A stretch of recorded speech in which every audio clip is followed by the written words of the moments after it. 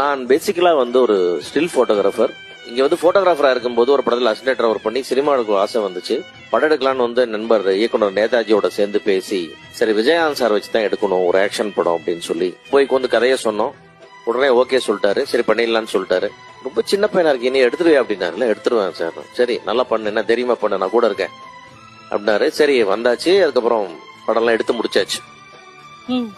நான் வந்து ஊர்ல இருந்து 42 வருஷம் முன்னாடி 3 லட்சம் ரூபாய் கையில பணமா கொண்டு வந்து படம் ஆரம்பிச்சேன். அப்புறம் ஒரு பார்ட்னர்ஷிப் எல்லாம் சேர்த்து படத்தை எடுத்து முடிச்சோம். படம் முடிஞ்சு எனக்கு வந்து மொத்தமா வந்து 5 லட்சம் ரூபாய் போட்டிருந்தேன். 3.5 லட்சம் ரூபாய் நஷ்டமாச்சு. 42 வருஷம் முன்னாடி 3.5 லட்சம்ன்றது எவ்வளவு பெரிய தொகை. இது குடும்பத்துல எவ்வளவு பெரிய தாக்கத்தை உண்டாக்குன்னு யோசிச்சு பாருங்க. எல்லாம் முடிஞ்சது. ஆபீஸ்க்கு வர சொன்னார், கூப்பிட்டாரு. என்னாச்சுன்னு அது மாதிரி ஆயிடுச்சுன்னு. ஒன்னும் பயப்படாத, நான் கூடவே வச்சுக்கிறேன், நீ விட்டுரு, நான் பாத்துக்கிறேன்னாரு. நானும் ஒன்னும் சொல்ல, சரிங்கன்றேன். அந்த வயசுக்கு நமக்கு அது ஒரு பெரிய பெயினா இல்ல.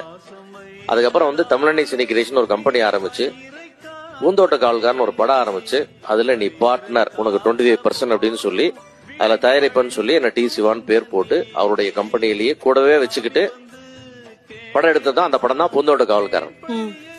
அந்த படம் முடிச்சு ரிலீஸ் ஆகி அன்னைக்கு சாயங்காலம் என்ன கூப்பிட்டாரு. எவ்வளவு உனக்கு அந்த படத்துல நஷ்டம்னு கேட்டாரு. 3.5 லட்சம் ரூபான்னு. ஒரு பேக் எடுத்து கையில கொடுத்தாரு. இதுல 7 லட்சம் ரூபாய் இருக்கு, போதுமான்னு கேட்டாரு.